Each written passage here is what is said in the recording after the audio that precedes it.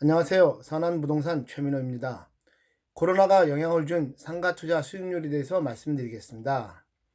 2020년 코로나 영향으로 부동산 시장이 격변을 일으키고 있네요.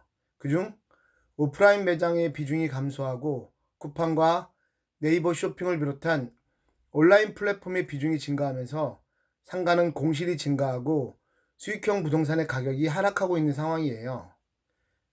수익형 부동산의 하락의 과정에서도 중대형과 소형, 1층과 2층 사이의 상가의 가격의 변화가 차별적으로 나타나고 있죠. 향후 투자에 대한 생각이 다를 수밖에 없다고 생각되네요. 과연 어떤 상가의 투자가 유용하며 피해야 할 상가는 어떤 상가인지 알아보도록 할게요. 과거부터 가장 수익성이 좋았던 1층 상가를 먼저 알아볼게요. 1층 상가는 접근성이 뛰어나고 눈에 띄기 쉽기 때문에 대부분 소형 평형으로 이루어져 있으며 건물의 층 중에서 가격이 가장 비싸게 형성되는 것이 일반적인 상황이었죠. 하지만 코로나로 인해 배달 문화가 확산되면서 매장의 방문 고객 수의 감소로 인해 공실이 급격하게 늘어나고 있는 상황이라고 하네요. 결국 1층에서 공인중개사 사무실이나 미용실이 주로 들어서면서 식당이 감소되는 모습이에요. 2021년에는 이런 상황이 계속되고 있고 코로나로 인해 거리두기가 풀리지 않는 상황이니까 그 여파는 언제까지 계속될지 가늠도 차지 못하는 상황이네요. 2층 이상의 상가는 대부분 중대형 상가의 형태고 적정한 입점업체를 구하지 못할 경우에 공실이 마냥 늘어나게 되면 그 상가의 공실 상태는 지속될 수밖에 없고요. 상가를 수익형 부동산으로 보유하고 있는 상가주 입장에서는 그 손해가 매우 큰 상황이에요. 결국 세입자는 세입자대로, 상가주는 상가주대로 손실을 감내하기 힘든 수준까지 몰리고 있다는 아우성이에요. 게다가 최근 신축을 했던 빌딩의 경우 곳곳에 상가임대라는 플랜카드를 걸고 세입자를 구하지 못해 발을 동동 구르는 모습인데 자기 자본만 이용해서 건물을 신축했던 건물주야 시간이 지나면 괜찮겠지만 차입을 해서 레버리지를 이용했던 건물주는 그 상태가 아주 심각해 보여요.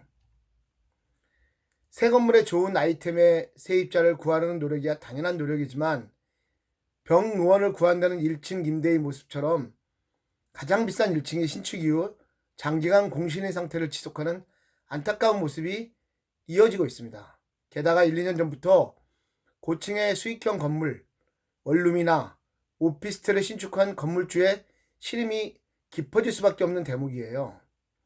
게다가 2021년 9월까지 유예하고 있는 소상공인들의 대출 원리금 상환 유예 기간이 마무리가 되면 더욱 많은 소상공인들이 대출 만기와 이자 미납으로 인해 보증금을 모두 까먹고 쫓겨나는 국면이 올 수 있다고 생각하면 공실률은 크게 증가할 것이고 이에 따른 수익형 부동산의 가격 하락은 더욱 커지게 되니까 향후 그 규모가 얼마나 될까요? 결국 2021년은 코로나의 진행 상황과 백신의 접종 여부에 따라 거리두기 여부가 2020년의 수익형 부동산 가격의 하락을 넘어설 건지를 결정하는 요인일 수밖에 없네요. 게다가 금리 인상에 따른 수익형 부동산의 상대적 수익률 하락은 가격 하락을 부추길 것이 매우 우려되는 상황이에요. 하지만요, 이럴 때 이런 최악의 국면에서 새로운 투자를 하는 사람들에게는 기회의 땅이 될 수 있죠. 항상 부동산 가격을 예의주시하고 급격한 하락이 진행될 때 자신이 원하는 부동산이 원하는 가격에 도달하게 되면 과감한 투자를 통해 수익을 극대화하려는 노력을 계속해야겠어요.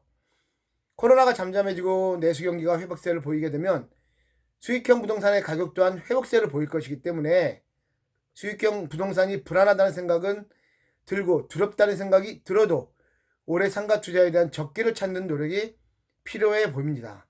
중장기적으로요. 감사합니다. 선한부동산 최민호였습니다.